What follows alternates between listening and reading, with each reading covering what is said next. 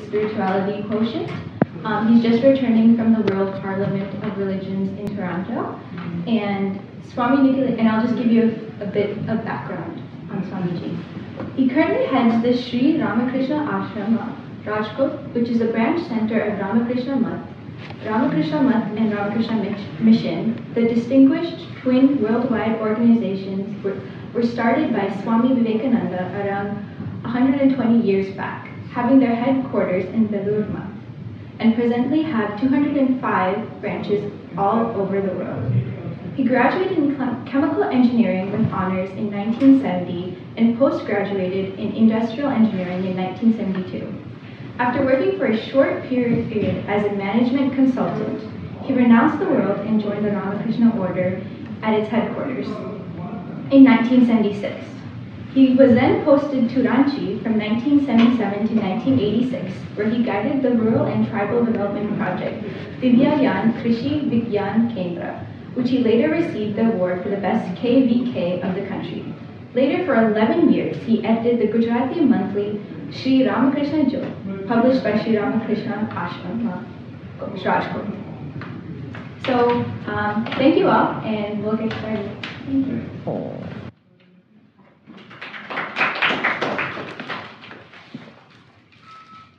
So dear friends, I am extremely happy to meet all of you. At the outset, I would like to thank the Harvard Dharma for inviting me for this lecture, and also I am especially thankful to Sharat Sagar and Swaraj, who were instrumental in bringing me. In fact, I had invited Sharat Sagar to Rajkot for a youth convention, and that time when he came to know that I am coming to US and Canada for participating in the Parliament of World's Religion, that is in Toronto from 1 to 7 November, and then I said I will be going to USA, some of these things. Then he suggested why not to come to Boston and have some lectures in my Tufts University and also in Harvard. So that's how it all took place. It was not pre-planned, but I am very happy. And I am thankful to the organizers. And I feel very happy on 3 counts. Number one, I have addressed many universities in India and abroad, but this is the first time I am addressing the most brilliant students of the world, of the oldest and one of the most important and the best universities of the world, that is Harvard.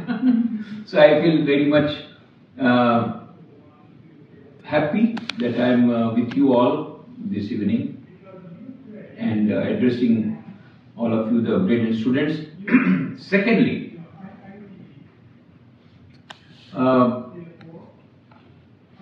Swami Vivekananda, who is our leader, it is he who founded our Ramakrishna Order, our organization. He delivered his lecture here 17th May 1894 in the same Xavier Hall, and I am feeling thrilled that I am also speaking on the same Xavier Hall in Harvard University. And third count, from childhood, I have been hearing about or reading about Harvard University. Why? Because when I was a child, I read the biography of Swami Vivekananda. And there I came to know it is because of a professor from Harvard University that Swami Vivekananda could change the history of not only India, of the whole mankind. How it all happened is a beautiful story. I will tell you a brief before I enter the subject. You know, Swami Vivekananda came here in 1893 from India to deliver speeches in the World's Parliament of Religions that was held in Chicago as a part of the Columbian Exposition. Now, after coming here, when he went to there was a big story behind, but we'll leave that. When he came here to the Parliament of Religions, they said, oh, entry for the speakers is over, number one. Number two, you don't have any credentials, because some young people in India thought that he is such a wise person, when he goes, automatically he will be listed as one of the speakers. They were so simple, and Swami Vivekananda, being a monk, also took it very simple. So he had no credentials. Now what to do? Now he had no money to go back to India also. And these hotel charges were very exorbitant in Chicago. Then he remembered when he was traveling from Vancouver to Chicago in the train, he met a lady, Miss Katzenborn. She had told, she was very much fascinated by the this type of dress, peculiar color. So she said, you come to my place. It's nearby here in Boston. So she said, you come to my place. So he remembered that she had invited him. So he gave a very big telegram, and then without waiting for the reply, he simply came. This is Metcalf here, nearby Boston. There's a small village. So Miss Katzenborn used to take Swami Vivekananda on a horse carriage, going all around the village showing what a curio he has brought from India. And Swami Vivekananda had to wear all these things because we are getting free lodging in Bodhi. Anyway, then this Katzenborn went to Aniscombe village near the seashore because of the summer. Where she was staying in Aniscombe, just a neighbor, there was Professor John Henry Wright of Greek, the professor of Greek in Harvard University. When he talked with Swami Vivekananda, he became very much impressed by his wisdom and his knowledge. Swami, you ought to go to the Parliament of Religions and give speech there. Well, Professor, I came only for that purpose, all the way from India. But they are telling that you don't have any credentials. Then Professor John Henry Wright told Swami Vivekananda, Swami, to ask credentials from you is like asking the sun as to what light it has to shine on the earth. And then he wrote a beautiful letter to his friend, the chairman of Parliament of Religions, Dr. John Henry Barrows. He wrote, here is a man who is more learned than all our professors put together. And then he was admitted into the Parliament of Religions, and when he delivered his speech, only he was given 5 minutes on the first day, 11th September 1893. He was given 5 minutes, but when he spoke, when he stood up and said, sisters and brothers of America, all the 7,000 people stood and clapped, applauded. So 2 minutes gone for that. Then left only 3 minutes. Within 3 minutes he made a history. Today, all over the world, in the world history, there are 10 selected speeches of the world, and Swami Vivekananda's speech in the Parliament of Religions is considered as one of the best speeches in the world, as on today. And the Illinois government has declared, by a declaration, has declared 11th September as Vivekananda Day, because he delivered his speech on 11th September. And have you ever heard 125th anniversary of Swamiji's Chicago address is going on all over the world. When the centenary of the Swamiji's speech was going on in the headquarters of UNESCO in Paris, the then Director General of UNESCO, Dr. Federico Mayer, was asked what is the justification of celebrating the centenary of a speech that Swami Vivekananda delivered. Then he said, when Swami Vivekananda delivered his speech, it was very relevant. It has become now more relevant because of the urgent need of interfaith harmony. And Swami Vivekananda at that time had talked about the need, urgent necessity of having harmony of various religions and various faiths. So that is why, and now that 125th anniversary is still more important, because as on today also, we are talking about globalization. But where is the global peace? Global peace cannot come till we have global civilization, where there is no place for fundamentalism or sectarism or bigotry, where we respect all religions. Swami Vivekananda said in that speech that we do not only tolerate all religions, but we accept all religions as equally true. That acceptance is very much needed. That will make it a global civilization. That will give you a global peace. That is why Swami Vivekananda, Everybody speaks. But all this he could do. He could make a history. And today the whole human civilization is considering that as a great speech. All this, and then the newspapers told that the greatest figure in the parliament of religion is Swami Vivekananda. The person who was not admitted for being a speaker was admitted because of a professor of Harvard University, that is John Henry Wright, and that is why we are thankful to the Harvard University. That is why we are thankful. Now, a beautiful name, Harvard Dharma. What is Dharma? Dharma is not religion. That is the dictionary meaning. But by Dharma, Dharayati iti dharmaha, that is what is shown in the scripture. That is one which holds the society, the ethical values, and the way is a way of life. That is Dharma. And it's Dharma which differentiates a man from an animal. There is a beautiful Sanskrit shloka. What is the difference between man and animal? Ahar nidra bhay maidhanajya samana metat pashubi narana dharmo hi tesham adhiko visheshah dharmena hina pashubi samana.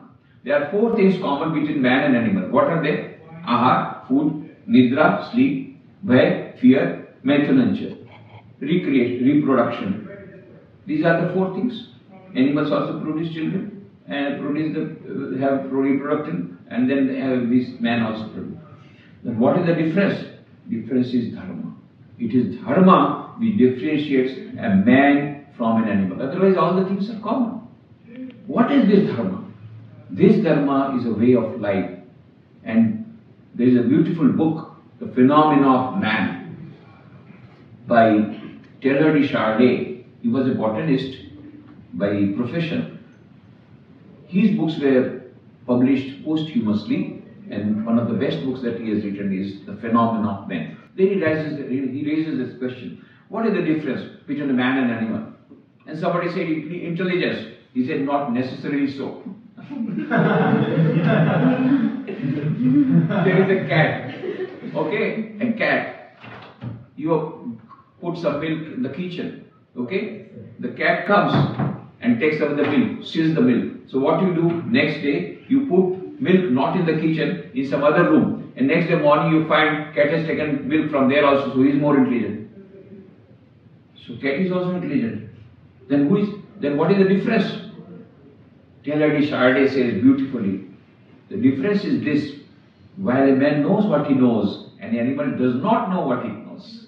Cat knows how to steal the milk, but cat does not know whether to steal the milk is good or bad. This power, faculty of discrimination, what is good and what is bad, and whether I should have that knowledge of stealing or not, this only a man can decide. Cat cannot decide. It goes by instinct. It has got intelligence, but it goes by instinct. But man can have discrimination, can have a faculty of discrimination, can decide what is good or what is bad. This deciding about good and bad, that is dharma. That is what differentiates from a man, an animal, the man from an animal. So, basically, the purpose of life is to have this dharma. Each and every human being should have dharma. Irrespective of whether somebody is Christian or Hindu or a Muslim, or even somebody does not believe in religion, doesn't matter. But every human being must know what is the difference between me and an animal. And this is the difference. So Einstein says, very small book, The World as I See It, beautiful book, The World as I See It. He says, the true value of a human being, not of an animal, the true value of a human being is determined primarily by the measure and the sense in which he has attained to liberation from the self. This is the true value of a human being. The true value of a human being is determined primarily by the measure and the sense in which he has attained to liberation from the self. And there is another book by Lincoln Barnett. The name of the book is Einstein and the Universe. There he says, man has a unique capacity. Man means woman also. That is included. Woman has got WO, 2 more letters, that's all. But man is included there. Man has a unique capacity of transcending himself and perceiving himself in the act of perception. Man has a unique capacity of transcending himself and perceiving himself in the act of perception. That is why Niels Bohr says, man is actor and spectator in this great drama of life simultaneously. We can be actors also and spectators also, and we know what we are acting. The other animals, they can act simultaneously, they cannot become spectators. This is the difference between a man and animal. Now, this difference takes us to the purpose of life. And in the Indian scriptures it is told that 84 lakh species, 8.4 million subspecies are there, out of which only human being, only one species has got access to their spirituality or spiritual knowledge or knowing oneself or the faculty or the capacity of knowing oneself. But modern science says no. They are not 8.4 million species, they are 12.5 million species. Well, it's not much different now. The cloning has come and so many things have come. In spite of that, the modern science says that 12.5 million species, but the modern science also says human being is the only species which can have access to spiritual knowledge or SQ. There is a beautiful book by Dana Zohar. She is a professor in Oxford University. The name of the book is SQ, Spiritual Intelligence, the Ultimate Intelligence, where she says neurologically, physiologically, biologically, psychologically, from every point of view, it has been proved. There is a concluding evidence. There is something called SQ, which is the basis of both IQ and EQ. What is IQ? Intelligence quotient. You are all very high IQ because you are from Harvard, otherwise you would not have entered Harvard.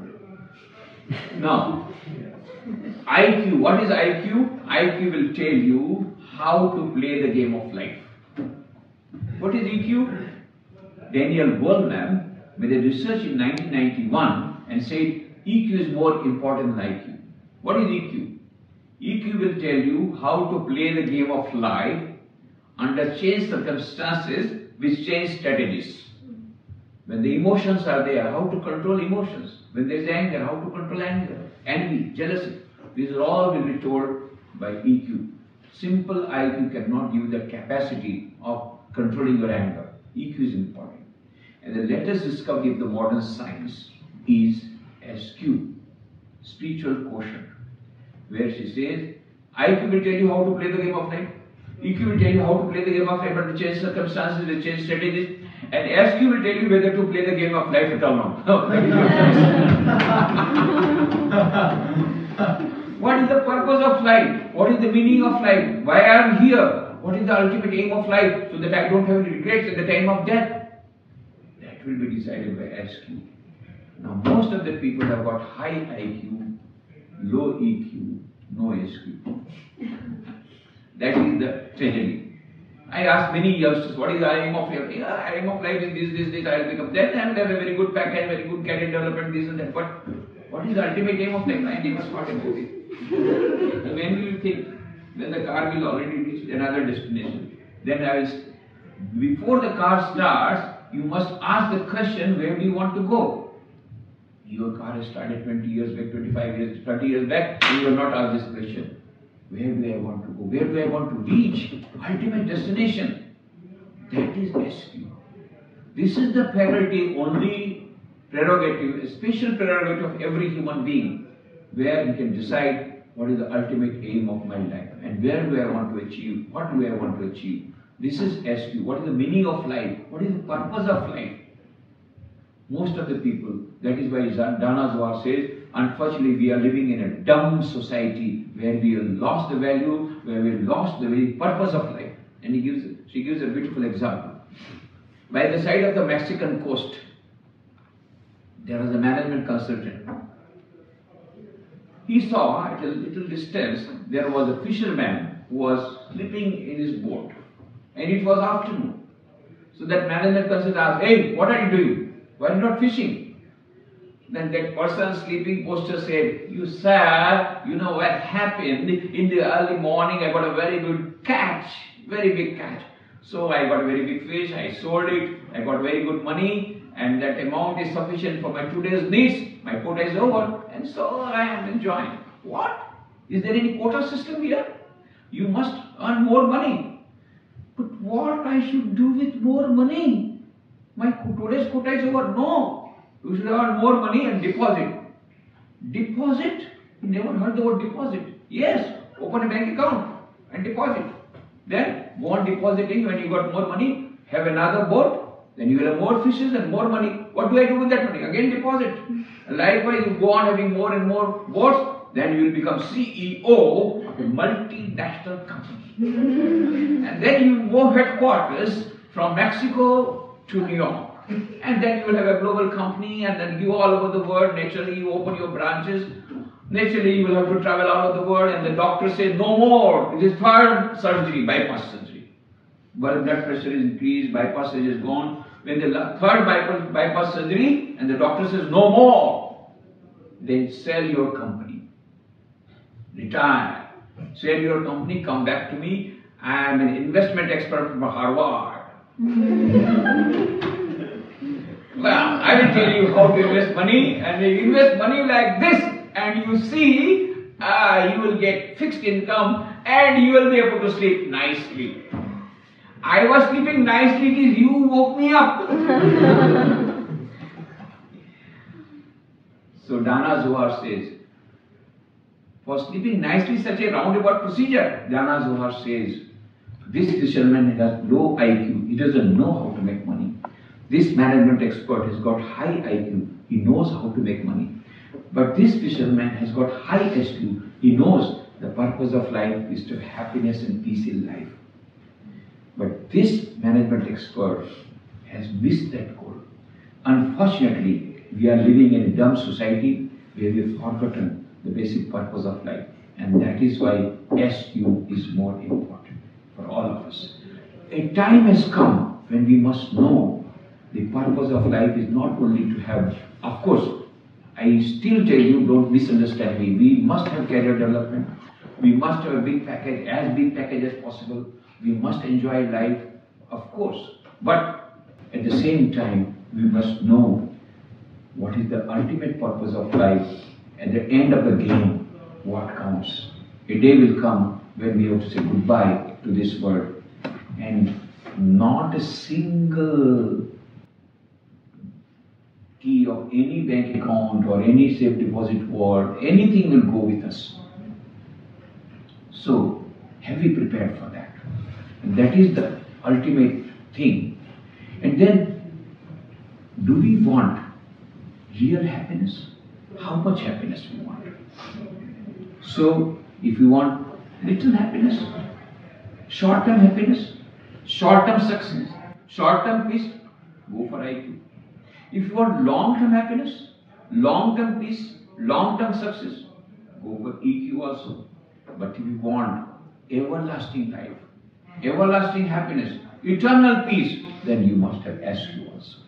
And if you want to have a total personality development, total human development, we must have all the three. We require money, we require a good package to have good happiness and peace. At the same time, we require IQ, we require EQ, and at the same time, we require SQ. Now, IQ you got enough.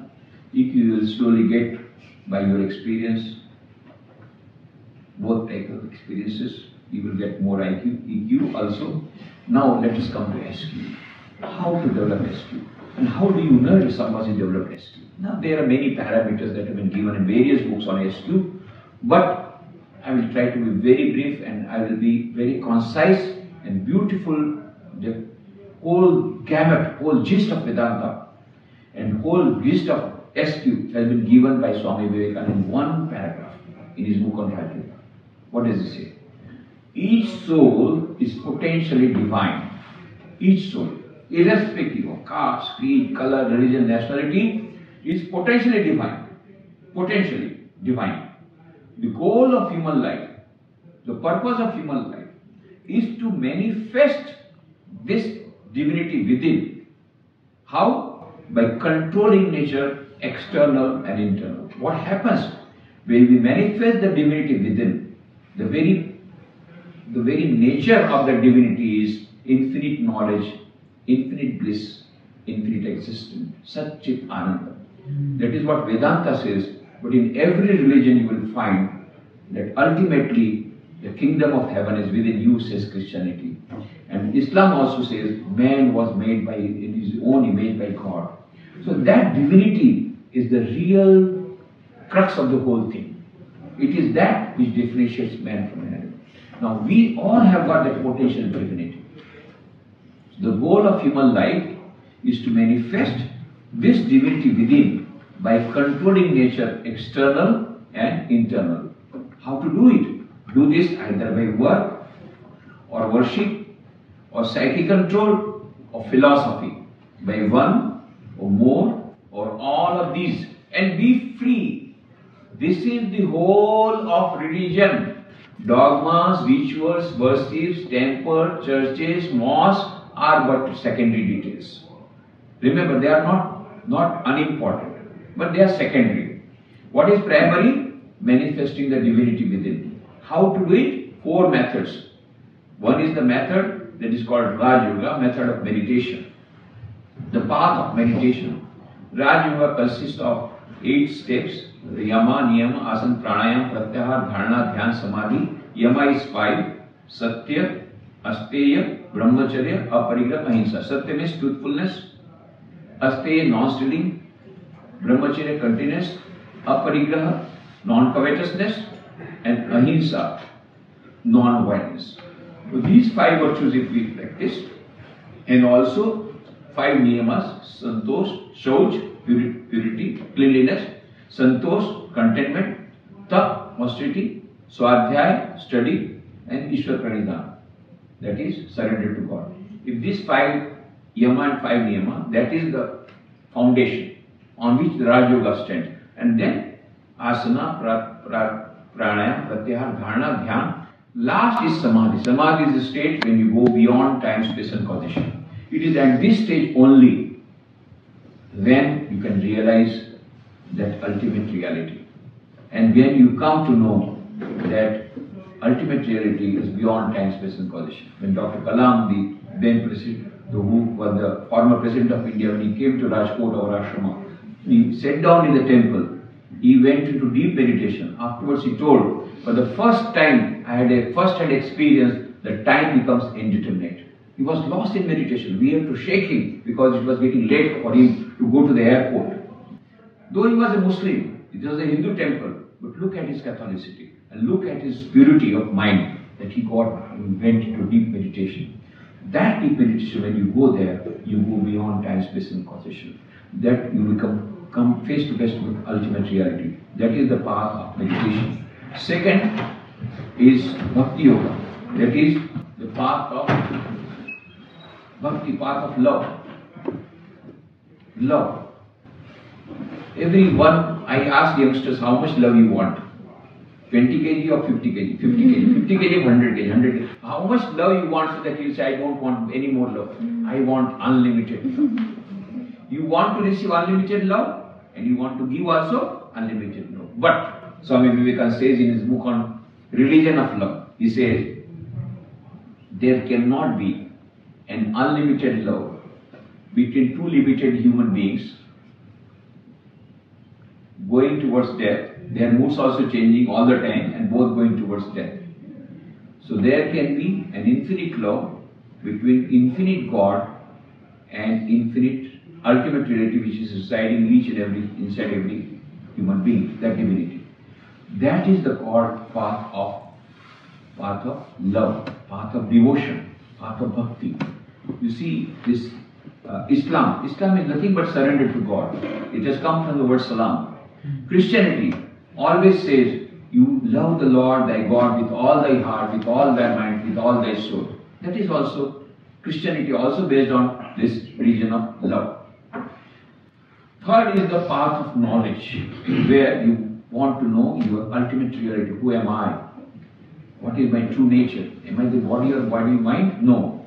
Beyond body and mind there is another reality, and and I am that reality, let you come through thinking, Shravan Manan Nididhyasana. You know, Jainism, Buddhism, they don't believe in God, but they believe in this, their reality inside, and they feel that that reality has to be reached. Anyway, it doesn't matter, even if they don't believe in God, but they believe in that ultimate principle, that ultimate reality which is within each and every human being.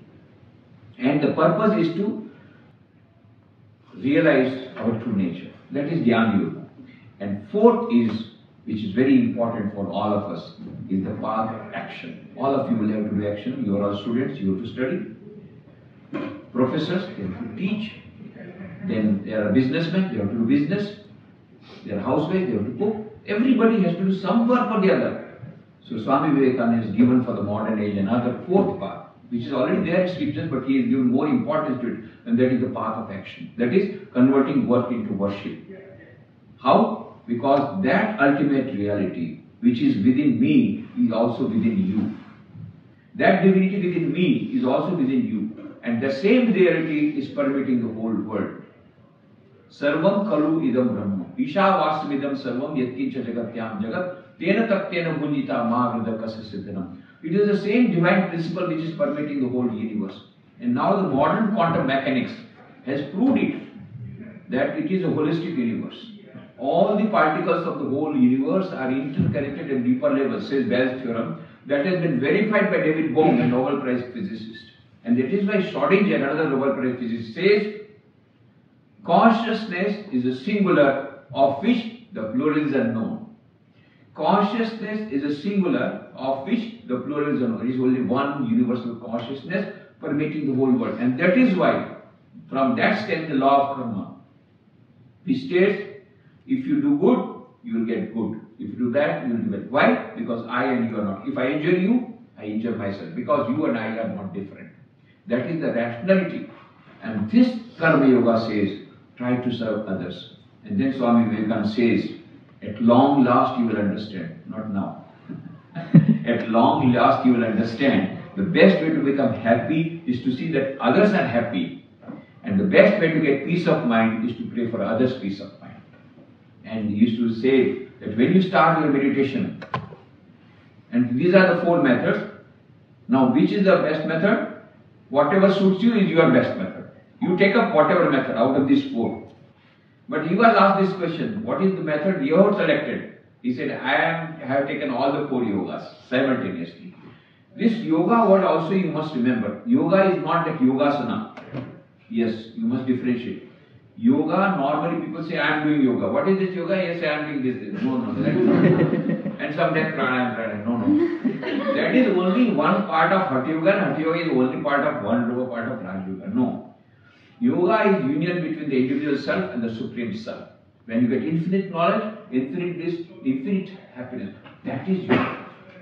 Uniting yourself with the Supreme Reality, that is yoga. And this yoga has got four types of methods. Raj Yoga, Bhakti Yoga, Jnana Yoga and Karma Yoga. These are the four methods that you have to work. So he was asked this question.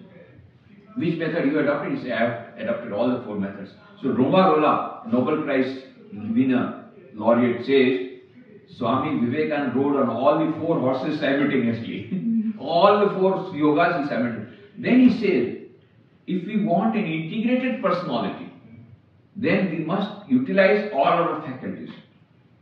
We have got hands, so work for the Lord, that is Karma Yoga. We have got mind, so with the mind, meditate on God, that is Raj Yoga.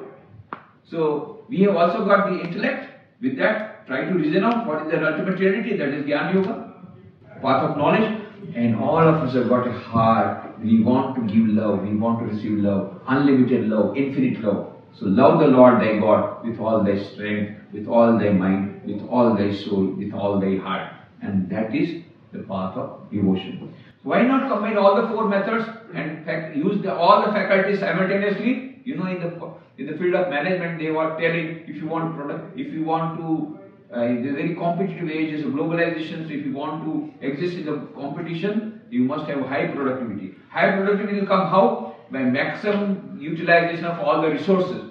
So we have all the resources, let us utilize maximum utilization of all our faculties. Then we get this ultimate reality quicker. Not only that, If we combine all the 4 methods, advantages of all the 4 methods are added up, minus subtracted is are the deficiencies. For example, somebody says, I will follow Raj Yoga. So 24 hours he meditates. Then what happens? Going to mental hospital. Because Swami Vivekananda says we have to go gradually, and also under a proper guidance we have to work. Particularly some people go for pranayama, then they go for kumbhaka. Anulom Vilom is okay, but we go for kumbhaka, that is holding the breath. Then sometimes you may see so many visions and you will feel so nice, and some powers will come, ending up in a mental hospital. So dangerous. So what to do? Yes, you do meditation morning, evening, but mix up karma yoga. That is, try to do service to humanity rest of the time. So mix karma yoga with Raj Yoga. Then the danger is gone. But when you do karma yoga, when you get good result, ego is puffed up. You see, I have done so much service to humanity. I gave so much of charity. I built up this one and I gave this one. Then ego is puffed up. Again, you are away from the divinity. So mix up bhakti yoga with that. I have not done. By God's grace, I have done it. So that ego is gone. And then when you do bhakti yoga, path of love, sentimental nonsense comes. You become too much emotional. So you should be rational. So mix up Gyan Yoga with that. If you go only with Gyan Yoga, it is too dry. So mix up Bhakti Yoga with that. So mix all the 4 advantages added up, and the disadvantages are subtracted. That is why we say mix up all the 4 yogas. And how can we mix up? Very, very simple. Because you are students, I will make it very simple for you. Early morning get up. Well, of course, it's not possible, don't worry. I know you go to bed, some of you go to bed early morning. Students everywhere. In India also this has come, this trend has come. Night they will be, these demons, Rakshasa, they have got double power at night. So students have got double power at night. And these devas, gods, they have got more power in the daytime. So most of these students, they are following Rakshasas. So they work at night and morning they will sleep. Anyway, whenever you get up, that is your early morning. Whenever you get up, start your first activity should be meditation and prayer. Meditation and prayer. Just 1 minute. 1 minute manager books are coming out. 1 minute manager. So 1 minute. 1 minute meditation. 1 minute prayer. And 5 minutes of inspirational reading. 1 minute meditation, Raj Yoga. 1 minute prayer, Bhakti Yoga. 5 minutes of inspirational reading. And then think about it. What I have read, how can it be applied to my life? That is Gyan Yoga. Repeat this circle at night. If not in the evening, at night. So 1 minute, 5 minutes. How much gone? 7 minutes. 7 minutes also in the night. How many minutes gone? 14 minutes. Now, I want you to give only 1% time to you. So, 86,400 seconds are deposited in everybody's account. Anybody getting less, please tell me. 24 hours. There is a beautiful article on Reader's Digest that had come. Time deposit. There is a bank which deposits 86,400 rupees in your account. But you must utilize it properly. If you can't utilize it, cannot be carried forward. Next day again you will get 86,400 rupees. So what we should do? Try to utilize each and every rupee because it cannot be carried forward. Similarly, 86,400 seconds are deposited in everybody's account. Whatever second you utilize, that is yours. What you cannot utilize, gone. That cannot be carried forward. Next day again you will get 86,400 seconds. So let us try to utilize each and every second. Now out of that 86,400 seconds, I am trying to get you 1% from you. Only 1%. 99% is yours. What a type of partnership, not 50-50. 99%. I want only 1% time from you. That is 864 seconds, 14.5 minutes. That's all that I want. So I have told you what I want from you is 14.5 minutes. How will you go? 7 minutes morning, gone. 7 minutes gone at night. How much left out? Half a minute. What will you do for half a minute? Become CID officer. because I am not going to come every day to check up how much you have given to me. So you become your own CID officer, that is, write down your diary. Did I spend 5 minutes for meditation, prayer, 1 minute meditation, 1 minute prayer? Did I give? You try to think about that.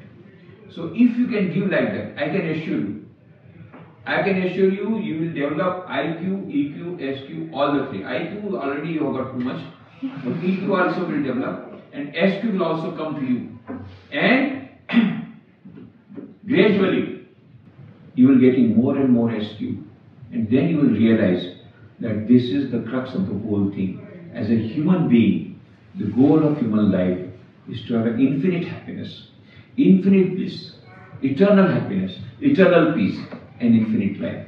That will come to you. Just I am asking only 1% of your time.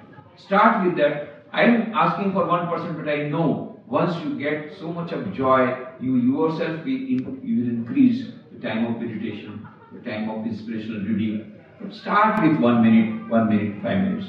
And I am sure you will come to that. And what type of prayer? As I told you, Swami Vivekananda says that you start your meditation by a beautiful prayer. And that prayer is the prayer which is being done by millions of people in India from thousands of years. Beautiful prayer. Sarve bhavantu sukhina, sarve santu niramaya, sarve bhadrani pashyantu, ma kaschid dukkham apnuya. Let all be happy, let all be healthy, let all attain goodness, let none get misery. You see, there it is told, let all be happy. We are praying for the whole world. If we really want globalization, if we want a global civilization, we must pray for the whole world.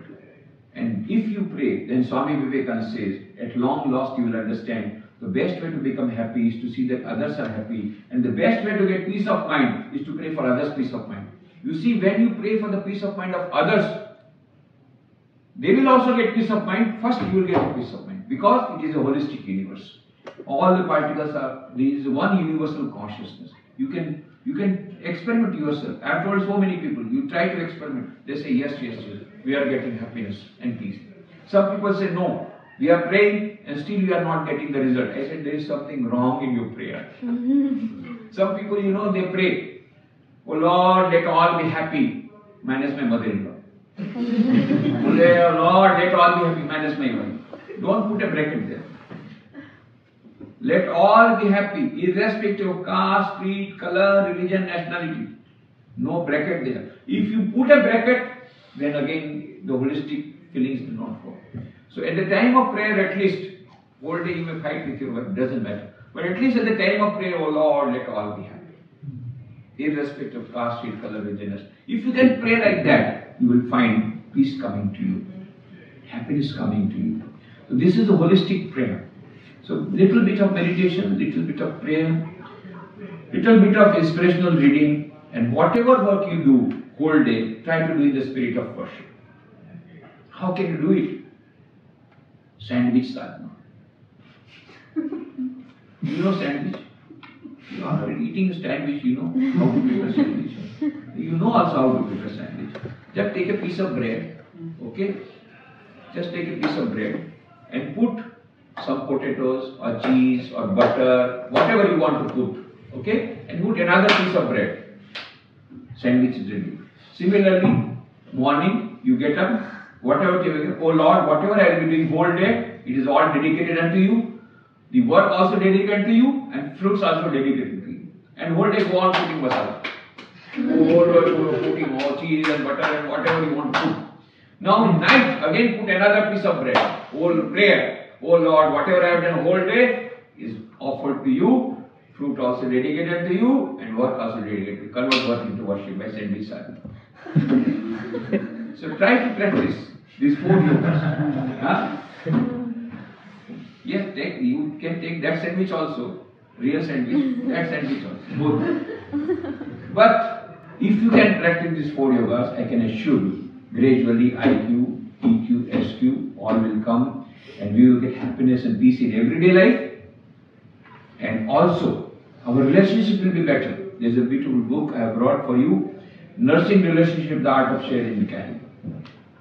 Another book is there, but maybe short copies, there may be short supply, but you may, some of you will get, most of you will get Happiness and Peace in Everyday Life. But you will get this in my website, www.swaminikleshwar.com. You will get all the books, all my articles, and all my lectures. You will go to YouTube, my name if you search for, doesn't matter. So I am very happy to meet you and have a chatting with you, because I am so happy. In spite of such an inclement weather and there is a snowfall going on outside and you are all sitting here, really I appreciate the students of Harvard University. Thank you very much.